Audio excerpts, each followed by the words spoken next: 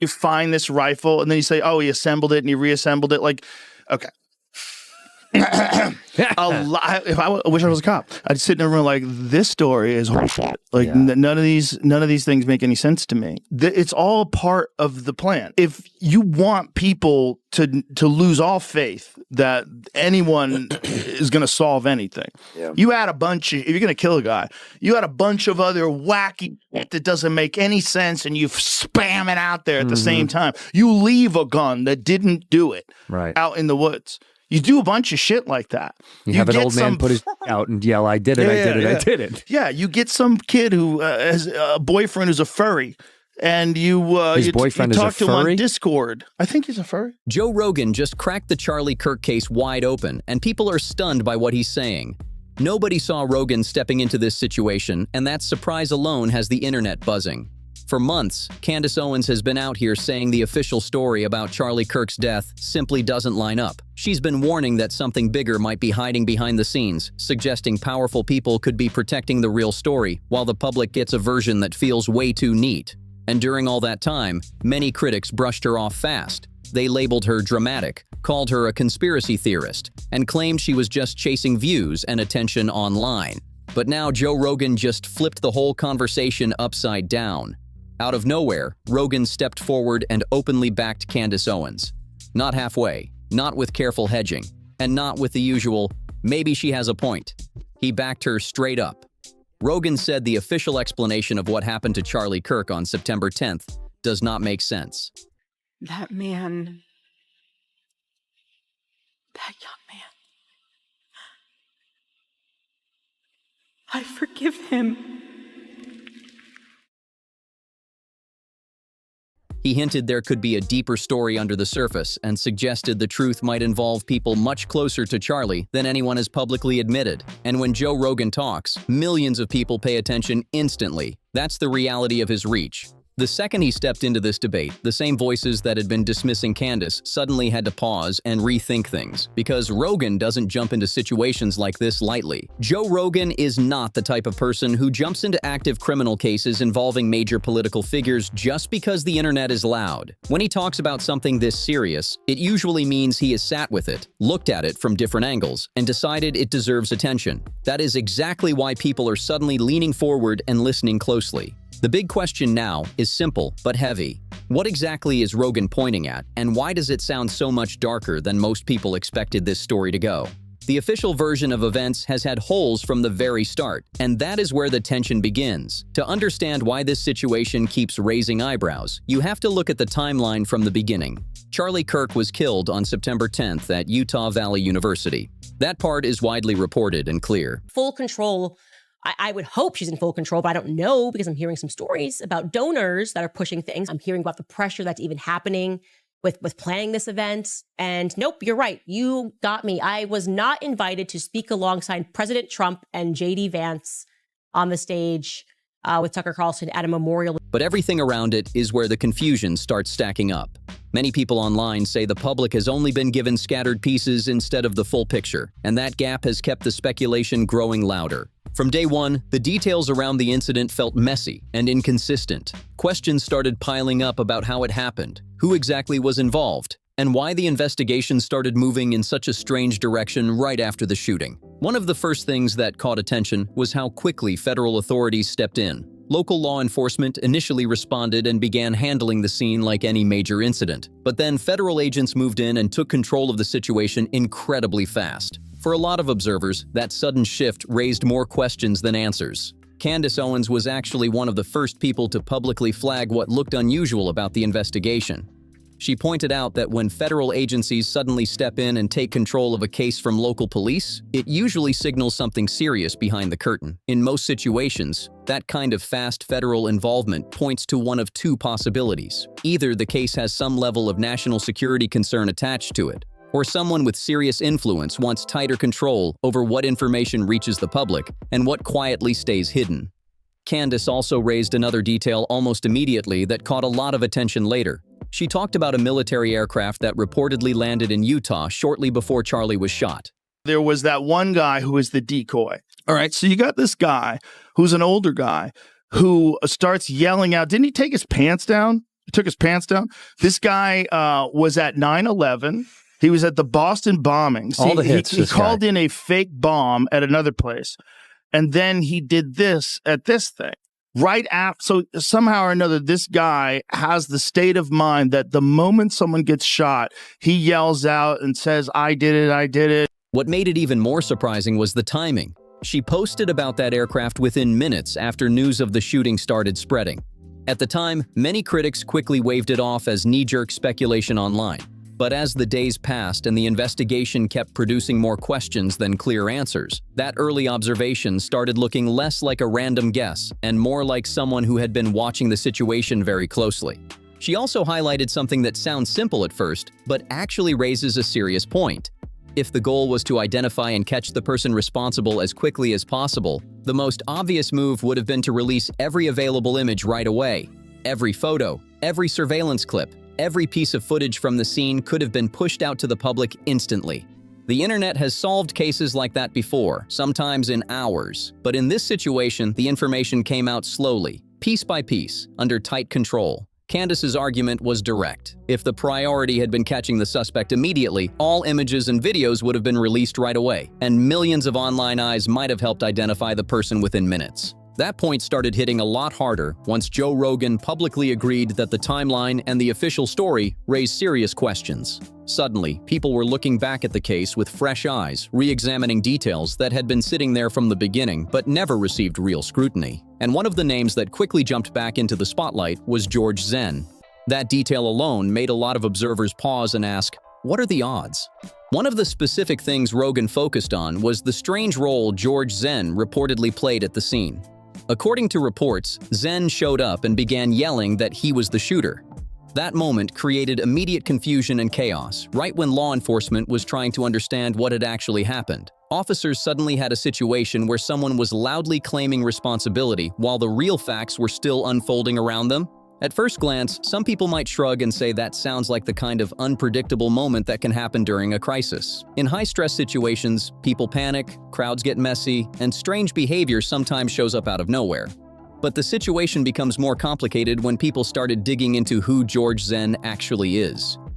They said that he took it apart and then put it back together again. Shut the fuck up. Do you know how much time it would take to do that if you were highly skilled? To disassemble a gun. To disassemble a rifle so that you can get it in a backpack. And by the way, not going to fit. Not going to fit in a backpack. And then somehow or another reconnects it once he gets off the roof? What? Like, you're telling me that this kid who's not military trained, this guy, first of all, how did he get to the roof? How come nobody was looking? How come nobody was like, there's a direct line of sight between where he's sitting and those roofs? You guys didn't check? You don't have a drone? Like, that's insane. So he's on the roof, he shoots, he jumps from the roof. He jumps down 14 feet, jumps off of the roof and lands, whether or not he's even the guy who shot him. Maybe he thought he was going to shoot him. Maybe he's a patsy. Reports suggest Zen has a documented history of appearing at incidents involving law enforcement or public disruptions. Situations tied to police responses, bomb threat scares, confrontations, and other tense public events have reportedly included his presence before, and that pattern is exactly what started raising eyebrows online. This is not being described online as a random guy with a spotless past who simply wandered into a once-in-a-lifetime moment by bad luck. Commentators looking at the story keep pointing out that George Zen reportedly has a history of appearing around tense public incidents and police situations. That pattern is what people keep debating. When someone with that kind of background shows up at a chaotic, high-stakes moment, it naturally makes people ask questions. And that's exactly the question Joe Rogan highlighted. What are the real odds that this specific person, with that specific history, just happened to be right there at that exact moment when everything unfolded? According to the reports circulating about the case, Charlie Kirk was shot and confusion broke out immediately afterward. During that chaos, George Zen allegedly yelled that he was the shooter, which reportedly distracted the early law enforcement response. Some observers online say that move created a critical moment of uncertainty while officers were trying to figure out what was actually happening. Was that a strange coincidence during a stressful situation, or something that complicated the response at the worst possible time? That question is exactly what people keep arguing about across podcasts and social media. Then there is the person authorities identified as the alleged shooter, Tyler Robinson. Rogan discussed the possibility that Robinson might not have been the mastermind behind what happened. Instead, he floated the idea that Robinson could have been positioned to take the blame for something larger, something that may have involved planning beyond what the official narrative explains. Rogan didn't claim definitive proof, but raising that possibility on a platform his size instantly pushed the conversation into a much louder spotlight. And this is where many commentators say the story shifts direction completely. The discussion stops being only about the shooting itself and starts focusing on motive. People following the situation keep pointing toward financial questions connected to Turning Point USA in the days before the tragedy. That money trail, including talk about an internal audit, is the piece Candace Owens and Rogan both keep circling back to, suggesting it might explain why this entire situation became so explosive in the first place. And this is where the story starts getting even heavier. According to reports discussed by commentators, about 8 days before Charlie Kirk was killed, he sent an internal memo to his team. That message reportedly instructed Turning Point USA's chief operating officer to begin a full internal audit.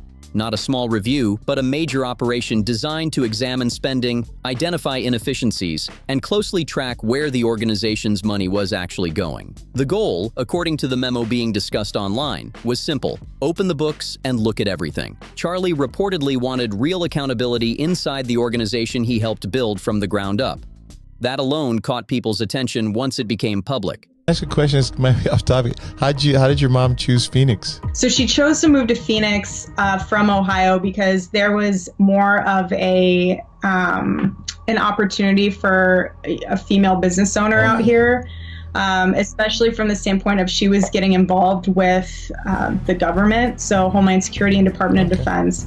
And so she had other business partners that were out here that were already in that industry, even one that was a mentor of hers. So it was really convenient to be able to come all together in one place to really have that.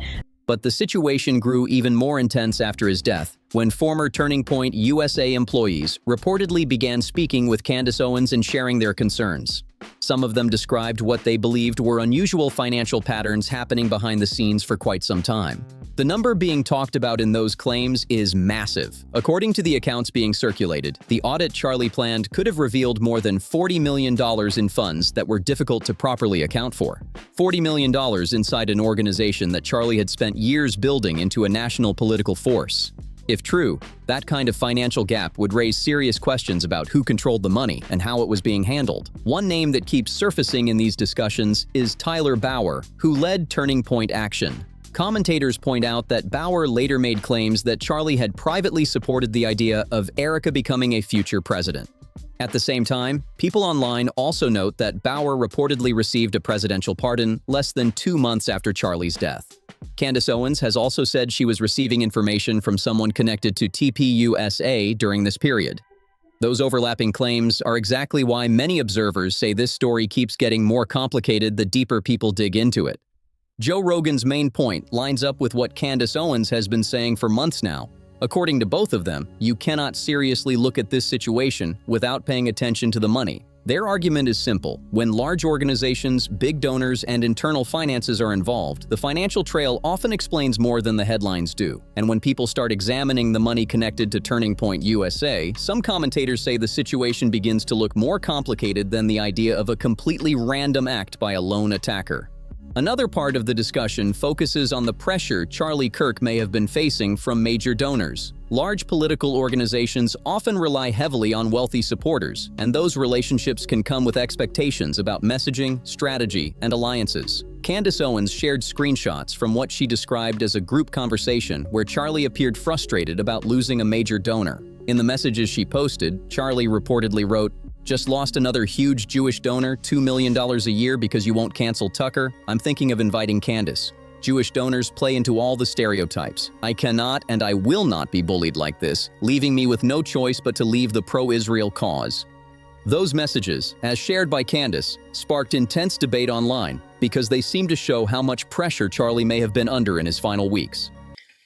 And I see no one will ever replace my husband. No. But I do see some similarities of my husband in JD and Vice President JD Vance. I do. According to the discussion around them, donors were allegedly threatening to pull large amounts of funding unless certain positions changed or certain people were distanced from the organization. Supporters of Charlie's stance say the messages suggest he was pushing back against that pressure instead of quietly adjusting to keep the funding secure. Critics, however, argue that the situation is more complex and that private messages rarely show the full context. Either way, those financial tensions have become another major piece of the wider conversation surrounding the case. Some of the donors mentioned in those circulating messages have pushed back strongly and denied that the screenshots are authentic. One of the most notable names is billionaire Bill Ackman. His name came up because reports suggested he had arranged a private meeting with Charlie Kirk at his estate in the Hamptons just weeks before the assassination. That detail alone caught a lot of attention online, especially because of what people close to Charlie later claimed about how that meeting felt. According to individuals who said they spoke with Charlie afterward, he left that meeting deeply unsettled. The word they reportedly used to describe how Charlie explained the situation was blackmailed. That description quickly spread across social media discussions, adding another layer of tension to an already explosive story. Critics argue those claims are unverified, while others believe the allegation raises serious questions about the kind of pressure powerful figures might be able to apply behind closed doors. Candace Owens responded publicly to the entire situation with a series of statements that only made the debate even louder.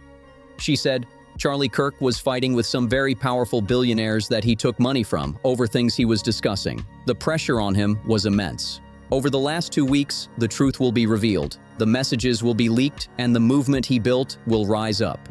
She followed that with another blunt message online, writing, "More is going to come out, guys. The truth is inevitable. They're lying.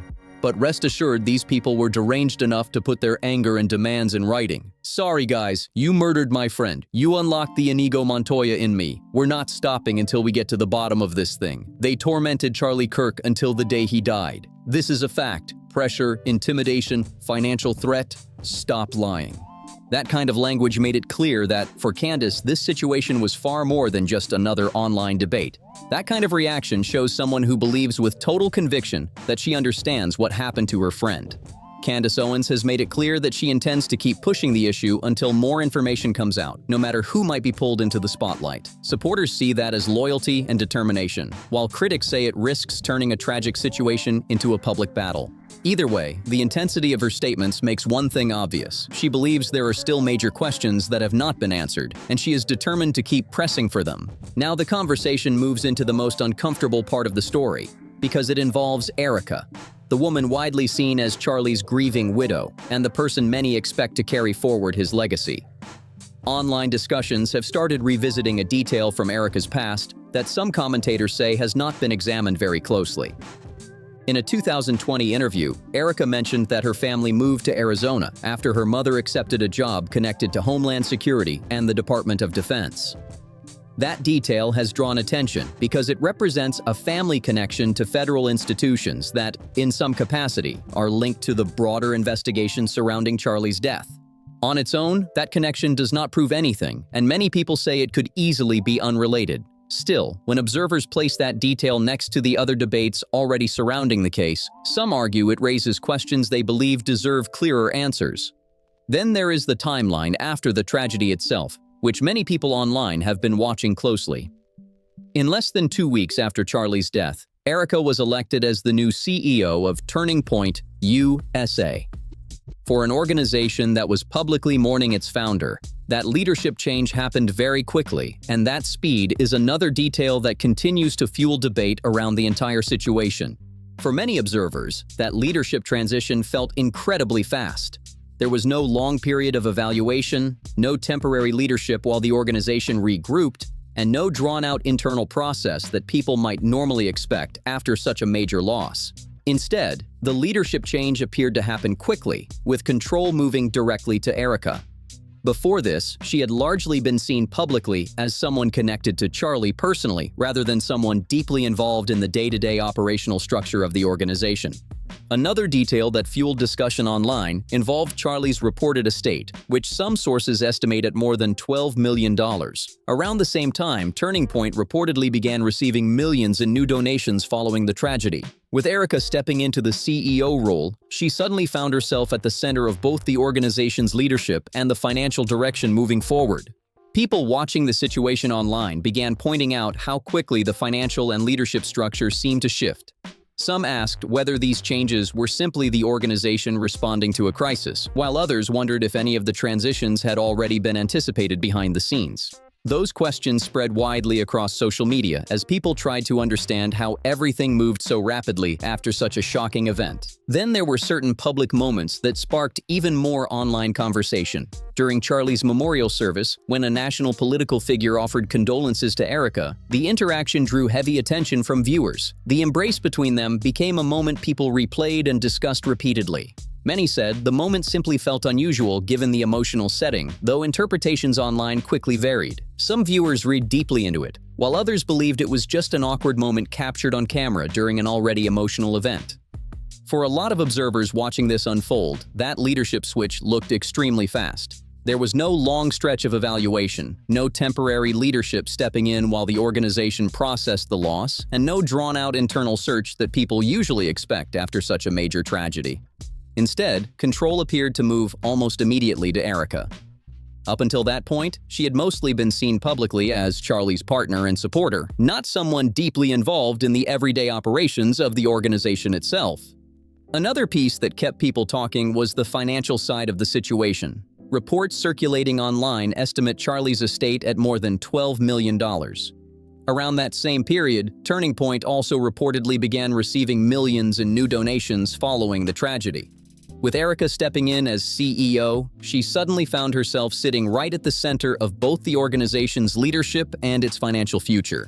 Online commentators quickly noticed how fast the structure around the organization seemed to shift. Leadership changed, funding conversations started moving again, and the entire financial framework looked like it was adjusting almost overnight. Some people argued that this was simply how large organizations respond during a crisis. Others questioned whether certain plans might have already been prepared behind the scenes before everything happened. That debate spread rapidly across social media, with people picking apart every timeline detail they could find. Then there were the public moments that fueled even more speculation. During Charlie's memorial service, a well-known national political figure approached Erika to offer condolences. The embrace between them caught viewers' attention almost instantly. Clips of that moment began circulating online, with people replaying and analyzing it again and again. Many viewers said something about the interaction felt slightly unusual given the emotional setting, while others dismissed the reaction entirely and said it was simply a tense moment captured on camera during a deeply emotional event. Candace Owens was raising alarms long before most people were ready to even listen. When you step back and look at the full picture, every major point she brought up right after Charlie Kirk's death has continued to spark new debate. She questioned the rapid federal takeover of the case. She questioned why visual evidence from the scene appeared to be released slowly. She raised concerns about financial questions connected to TPUSA, pressure from powerful donors, and the strange timing of events surrounding everything that happened. At the time, many critics quickly dismissed her. They labeled her a conspiracy theorist, mocked her online, and accused her of stirring controversy just to get attention. But months later, the conversation has clearly shifted. Now, Joe Rogan, one of the most widely listened to voices in the country, has openly said the official explanation still leaves serious questions unanswered. Rogan has pointed out that several parts of the story do not seem to line up cleanly, and he has said the situation deserves deeper investigation rather than being quietly closed. That is a major moment in this conversation. Joe Rogan is not someone who casually throws out accusations involving federal agencies, billionaire donors, or political influence. When he speaks about something this serious on his platform, millions of people immediately start paying attention. His comments have pushed the story back into the spotlight and forced many people to re-examine details they may have ignored before. And the reality is, the case still continues to generate new discussions every week. New sources, new claims, and new interpretations keep appearing as people dig deeper into the timeline, the finances, and the relationships surrounding the situation. Supporters of Candace Owens argue that these layers suggest the story is far more complicated than it first appeared. Critics argue that speculation is running ahead of confirmed facts. But one thing is clear: the debate is far from over. Right now, the biggest question many people keep asking is simple but powerful. If there are still missing pieces to this story, who holds those answers? And how far does the chain of information actually go? Because if even part of what is being debated eventually turns out to be supported by solid evidence, it could completely reshape how people understand everything surrounding Charlie Kirk's death and the powerful networks around him. The pressure for answers keeps building, and the conversation is clearly not slowing down anytime soon. If you want to stay updated as more details and discussions unfold, make sure you like the video, subscribe to the channel, share this with others, and drop your thoughts in the comments below. What do you think about everything that's been raised in this story?